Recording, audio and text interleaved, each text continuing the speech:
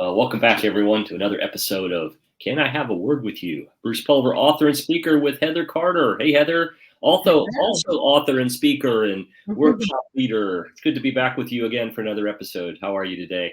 I am doing great. I just got back from a great women's retreat in Big Bear, California. California is one of my favorite places to be, not just because two of my children live out there, but kind of, kind of because of that. So, but yeah, I got to do a women's retreat with Hope Church in Las Vegas. Shout out to all of you if anybody's listening. It was great to be with you guys. So, but I'm glad to be back home and uh, unpacking another word. What word do you have for us, Bruce? Yeah, we're going to do reluctant today. We're going to unpack the word reluctant, man. And there's a lot in that word. And first of all, before you get into that, congratulations on your talk. There were over 100, close to 200 people. And you got to do a real nice workshop out there and a talk with folks. And folks, if you're looking for someone to lead a really honest, straightforward, open, let's get deep quick workshop and series of skill building, look up Heather. She's so authentic, and the reviews that I've seen and she's told me about are that folks just come up to her and say, you know, I needed that, or thanks for going first, or you helped me kind of unloosen a tie that might be tied around me that I was kind of afraid to let go of. So congratulations to you, and I know you're making a huge impact. Yeah, thanks. You're welcome. You're welcome. Well, we're going to unpack the word reluctant today. I mean, I was thinking about it as we kind of kicked around what's the topic going to be today, and I started asking myself some questions. Why are we reluctant sometimes? Number one, what is being reluctant? What does it feel like, or what does it kind of lead us not to do, or hold us back from? Where does it come from?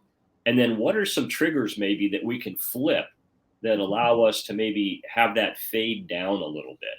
And maybe I'll start the story. I'm part of, for my goodness, almost 3 years now, this organization called In His Grip Ministries.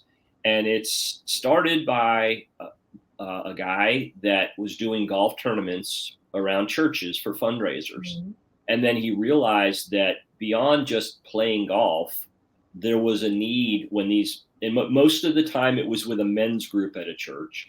There was a sort of an unspoken need to kind of open conversations about more than just your golf game, or more about that big fish you caught, or more about your job success. In fact, there was a lot of pain and a lot of unstated struggle there. So he started moving that from golf tournaments to more intimate settings of going to, say, the clubhouse of a golf course and having, a circle of men. They would open the Bible, they would read a verse, they would unpack that verse using a mechanism called grip. What's the God's word that they were reading? What did it reveal to them? How would they implement what that revealed? And then a prayer. And that reveal and implementation aspect gets really deep and a lot of different perspectives. And so Scott Lehman in Nashville, Tennessee has this amazing group. And what I'll tell you it did for me from a reluctance standpoint, we've talked a lot about our backgrounds and me kind of being raised in the church and my mom's faith and my dad's love of words. But I felt like I was connected to my faith, but I wasn't necessarily connecting to what that meant. And I was reluctant to be vocal, to be vulnerable, to kind of step in and learn and say, hey, this is what I don't know. Can someone help me and teach me? And the In His Grip Ministries has really helped me develop a strength around that and to speak more freely and kind of lose that reluctance, or being less reluctant and more willing. So that's sort of where I landed on reluctant. I want to unpack that a little bit. But before we do, let's chat a little bit about, from your perspective, Heather, reluctant. Well, one of the things I was thinking about this word is a lot of times we do words that have kind of a dual meaning. Like it can be positive or it can be negative, depending how you look at it. And with reluctance, I was trying to think, I'm like, there's really not a positive thing about that word. The opposite, everything about it that's good is really opposite. Because I do believe there's a time, obviously, that you pause, pray, and proceed. Doesn't mean you just rush into everything, but that's just wisdom or maybe caution. But reluctance is different. There's some suspicion in it. I'm not sure if that's what God wants me to do. So I don't know. I like the way that you did the acrostic. Maybe you can kind of just go through that. And a lot of it is kind of saying the same things, is that we're holding back, we're withholding ourselves or our honest feelings or our honest thoughts about God or friendships, what we believe about things.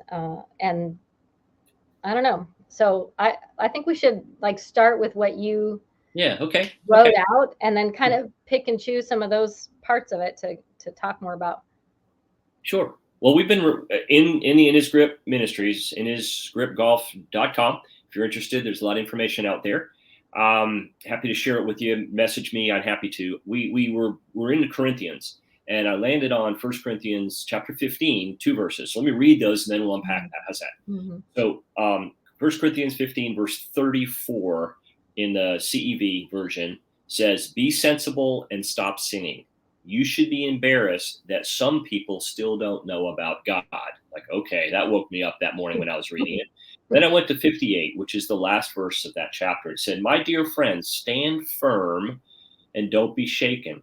Always be busy working for the Lord. You know that everything you do for him is worthwhile." So when I read the word embarrassed, and of course that was in the CEV version, there's several different words for that in other versions. I meant, wow, it meant to me, after being in this ministry and developing friendships, we do talk about there's so much more to be done, so many more folks to be available for. So yeah, it's fun to come back and do praise reports and all these kinds of things, which are amazing, but there's still work to be done. And that's sort of where I got to 58. Anything that we do for him is going to be worthwhile. So when I looked at reluctant and how it's diminished, it's the holdback of that for me has diminished itself. I kind of did a this versus that in reluctant. So I looked at reluctant. There's a risk, right? You had said something there about maybe going and having a conversation with someone. There may be some risk because you have a preconceived perspective of how they might take what you're going to say or do. Mm-hmm. Versus the other R, which is reward. What's the potential upside of taking that risk? Maybe you learn more. Maybe you validate that you were right about the current situation, or maybe it gives you something you're then able to work through. So that to me would be the R, would be risk versus reward. Mm-hmm. The E is, am I eluding something? Am I trying to escape or duck under because I'm reluctant? Is there a fear of something? Failure, lack of knowledge, rejection, all those kind of things. Or can I look at it as the E being more exploring? Does it give me the opportunity, to maybe get uncomfortable, but that's really, I found where I learn the most when I kind of lean into something I'm not that sure about, with the confidence that what's the worst that could happen is I'm going to learn something. So that's the E. The L is reluctant because I'm lacking.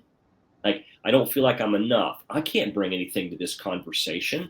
I'm a juvenile compared to some of the people in the room with me. And for me to open my mouth, man, I'm lacking. I just don't have anything that brings value or leveraging. To leverage, I think, and I've found that you've really got to come with, I have something to offer. The key is to listen to the room, listen to the conversation, so that I can step in when the opportunity present. So, I may not have everything I need, but I also have to know that I come with something. And even if that's a bank of my experience. All right. Want me to keep moving? I think so. Yeah, we might have to pause in between here because I'm going to forget what you said on the R's by the time we get to the T. Okay, well, I'm going to go through it and then I'll pop it really quickly. Everybody out there, you can tell how much we rehearse these things, right? We just like to have the conversation. Like me and my big ideas, I didn't think about the fact that reluctant is a really long word. It is absolutely. So then we got to the U now of reluctant. Uncertain.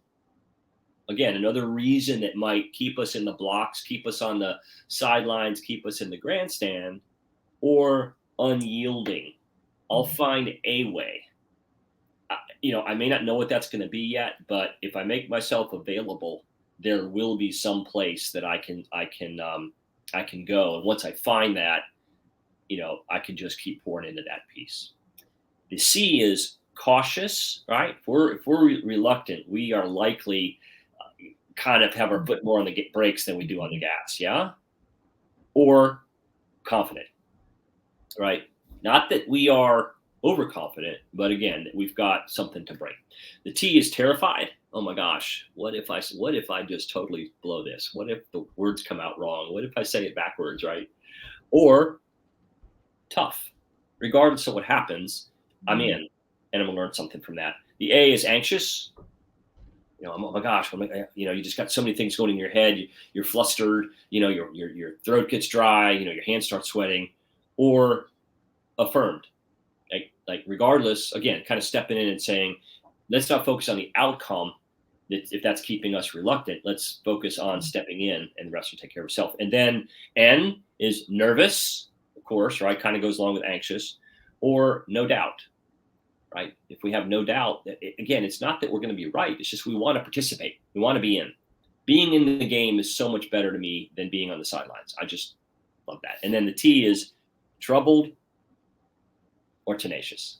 So a whole lot of words there. The R is risk or reward. Mm-hmm. Right. Well, I think that when you kind of go through them all like that, the thing that you notice for all the list of the first things, the kind of the negative side of it has to do with a lot of fear. That so many times when we're reluctant, we're afraid of how we're going to look. We're afraid of how people are going to react. We're afraid of it not working. Wonder if I do it and it blows up in my face. It reminds me of, I think I've told you, I'm kind of obsessed about the show The Chosen right now. And one of the things I love about it is that it, tells the story of Jesus, but also the disciples. And the disciples, at one point, Jesus sends them out 2 by 2 to teach his word and heal people.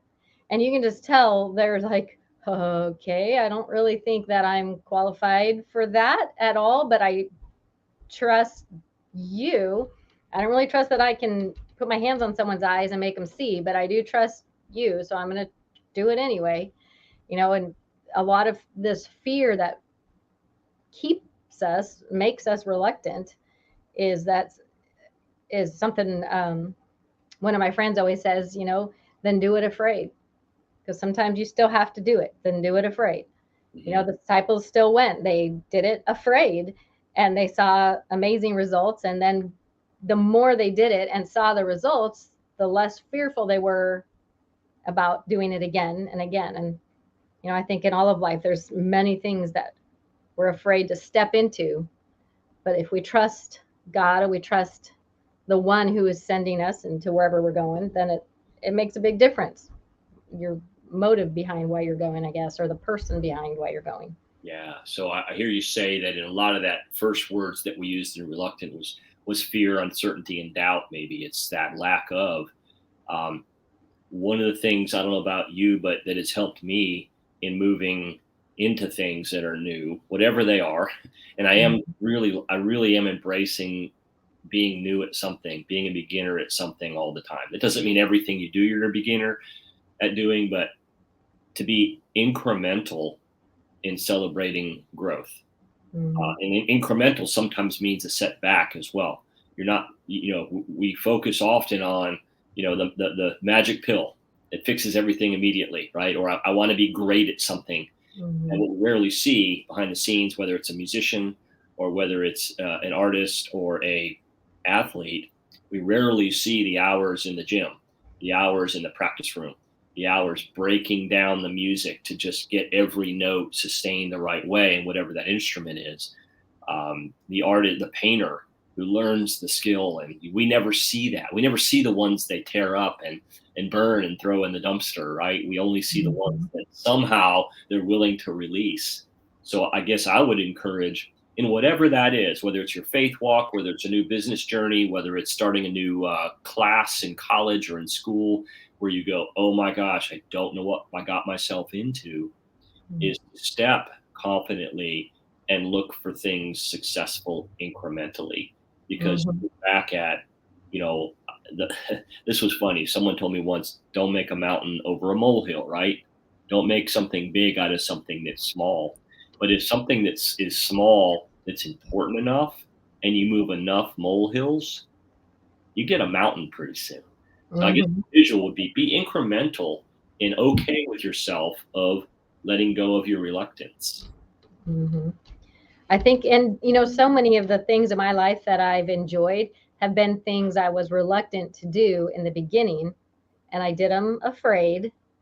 And then now, those are some of my favorite things that I like to do. When I was first speaking, I was doing these 3-hour soul selfie soirees, and they were 3-hour interactive women's events. And that was what I was marketing. And then someone said, oh, well, can you just do the whole weekend and speak 5 times? And I was like, well, that's not something, I don't have that written out already. And so I did that. And I was very nervous about being the only speaker for the whole weekend.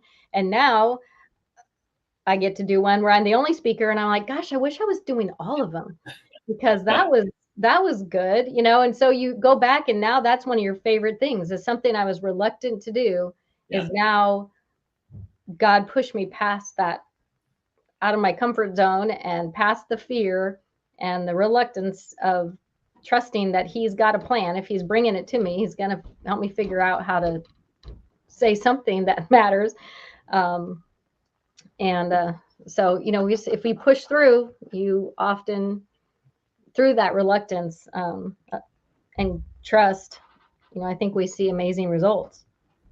Well, I think you're spot on, and we've talked about this, and we're into now our halfway through at least our second season of Mhm. episodes of Can I Have a Word with You? And we pull things out of my book, Above the Chatter, Our Words Matter. We grab words from your book, Soul Selfie, and we just have. I think for me, I guested on enough podcasts of being really nervous about, oh my gosh, I'm going to be asked questions, and where does that go? And that over time, I became more comfortable. I felt like I had a wider breadth of experience to pull on, and that could not happen day one. It couldn't happen Mhm. stepping out right away for me. So it took that knocking the reluctant down by doing a little bit more and a little bit more. So you went from a 3 hour to a long weekend, maybe thinking, do I have enough to say that's of Mhm. value, that's going to bring people, good quality input and results and information and things they can act on? Well, you do enough, you stretch the time, you get new things to include in what you're talking about. And that's in life, right? That's in not just you and me, but that's in anything, right? You say you start Mhm. playing tennis or pickleball, I guess it would be now, right? And you've got the serve, but then you got to figure out, okay, I've got that, but now I need to learn how to be, how to volley, how to stay out of the kitchen, how to keep the ball low, whatever the skills are in that sport that you want to get better Yeah. at. Well, let me just pause for a minute and say, if you do play pickleball, here's the hardest part: keeping score. That, if you, anyone, I'm probably getting an amen from anybody who has tried to play pickleball, especially if you play with 2 people, and then it's worse if you play with just 3. So anyway, just saying, the skills are not necessarily, your brain has to be engaged, and that is where I tend to fall short on that.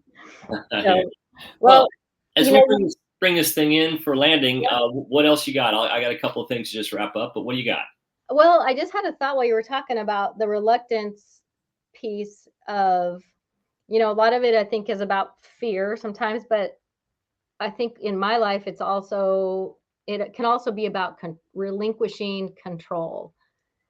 And we've talked about, we're having guests on our podcast, and that took us both a little while, and I don't know if the same reasons. Part of it is the details of it, but my reluctance, a lot of it was about, but I don't know. I mean, I know what you're going to say, and I can trust that you're not going to make us have to re-record it because you say something inappropriate. But the reluctance is like, do we bring in guests, and then we relinquish a little bit of control about what's going to be said on the other end of that. And so there's a faith piece in that, and just seeing like, I don't have to be in control of everything. I already know that's one of my signature sins that I write a lot about in my blog. But that's a hard piece for me. So I'm really glad we're going to have guests on, and we've tested the waters with it, and it was great. And again, you just got to do it afraid, or do it with a little bit of anxiousness, and trust God with the rest of that. I agree. I guess you think back how many, let's say it's just, I don't know, anything, starting to ski, I don't know, roller skate. I don't know. It doesn't matter, where there's that reluctance because you don't know what it's going to be like. You don't know how to do it. You don't feel like you've got the skills. And then you do it. And at the other side of that, you have a totally different perspective that you had before. So what I would encourage is reach back to one of those moments that you've had where you, I don't know how to fly a kite. Next thing you know, you go to a beach, and 2 hours later, you're still flying the kite. Maybe it crashed 3 or 4 times, but now you're a kite flyer. So what else can you take when you were fearful or reluctant to do that simple thing? And then you sort of, I don't say you mastered it, but you felt comfortable and you enjoyed doing it. Whether it's your faith walk, whether it's your corporate situation, whether it's relationships, I would encourage you to look back at some things where you have stepped through something where it had reluctance to start with, but you went ahead anyway. Yep. Good word, Bruce. Thanks for bringing it up. It's a two-way process here, as our friend Bill Schomburg would say. It's a two-way street. So I hope folks got something out of this reluctance. We would appreciate you following, rating. We love 5 stars. If you got a minute to write a review, even if it's a couple sentences, and more importantly than that, those are all great things. But if this means something, find 3, 4, 5 friends that you can share this link with. There are over, what are we on, almost our 70th episode. So what we're hopeful is that you can step back. Maybe there's an episode here you weren't aware of that we did, and a word that we broke down and unpacked that, you might want to dive into. So they're all out there on all the platforms that we're on, Apple, Spotify, and Anchor. And we post some of these out to YouTube as well. We're going to get better at that. But go back and look at others, and please share this out with others, because that's the way the ripple goes, and we reach people that we don't even know. And maybe there's a nugget that'll hit someone who's having that kind of day that they just needed to hear about the word reluctant, or any of them that are in the library. And if you look on my site on heathercarterwrites.com, I post those in there. So if you're on there, you can sign up for them to come to you each week. So in case you are the kind of person like me who forgets to go look for it on every Tuesday, it will just come in your email. But the nice thing about those is I categorize them. So let's say you are struggling with forgiveness or resentment or control. If you go to browse my blogs by category and click on that topic, everything I've ever written will pop up, but also any podcast that we've ever done on those topics will pop up. And, every time we do one, it covers probably 10 topics that are in that list, because we have a lot to say. And we've got a circle that intersects, but we have ones that don't. So for mine, you can go out to my Facebook page, Bruce Pulver, my Facebook page above the chatter, Bruce Pulver, my LinkedIn page. And every Tuesday, I post the link in the comments. I say, here's the word we're unpacking, and then the link to the podcast is right there. So you guys can pick us up anywhere. We're trying to be pretty easy to be found. And our goal is to just share some perspective, some uplifting encouragement in a messy world that we're all swimming through together. Yep. All right, Heather. Until next time. Thanks, Bruce. We'll see you next time. See you later. Bye, everyone.